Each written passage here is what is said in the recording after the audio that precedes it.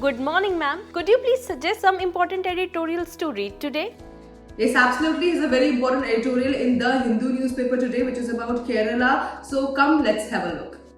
The editorial is Kerala 2.0, a call to reclaim the state's future. Now, the Kerala stands at a critical juncture after years of fiscal stress, governance inefficiencies, and economic stagnation. Despite its strong human development indicators, the state faces mounting public debt, declining revenue, lack of productive investment, and over reliance on remittance, lotteries, and liquor revenues. Job scarcity is pushing youth migration, weakening Kerala's demographic and economic base. Now, this article has been written by Mr. Shashi Tharoor, and Kerala can rise again, but only if there is a courage to confront hard truths and pursue bold reform. And politicization of administrative and key structural problems, over-regulation has discouraged entrepreneurship and delayed investment, while governance has become reactive rather than facilitative. To reclaim its future, Kerala must transition from a culture to control to a culture of facilitation, dismantle regulation bottlenecks, and depolitize governance and empower institutions. Economic revival requires diversification beyond remittances by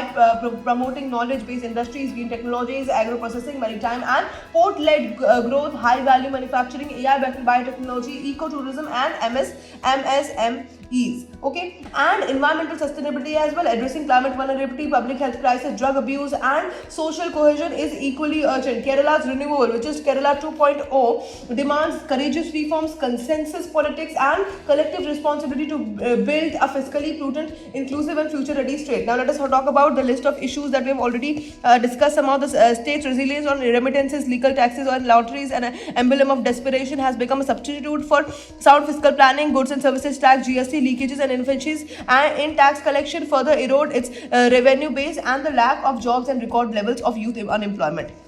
Also, we need to attract the job generating investment that we will keep them here. Now, in Malayali work ethic, a source of pride outside Kerala, has been dulled within the state by years of political patronage. This renewal begins with governance. Kerala needs a government that listens, learns, and leads, not one that merely promotes its own cadres. Now, beyond remittances, let us invest in green technologies, promote high-tech agro-processing, and support startups that seize new opportunities. Okay, ecotourism, space tech, artificial intelligence, quantum computing to solve 21st century problems, high-tech value as added productions, and precision manufacturing. Lastly is the begin to rebuild. How to rebuild? We have already discussed that. Now let us talk about the UPSC relevance of the topic.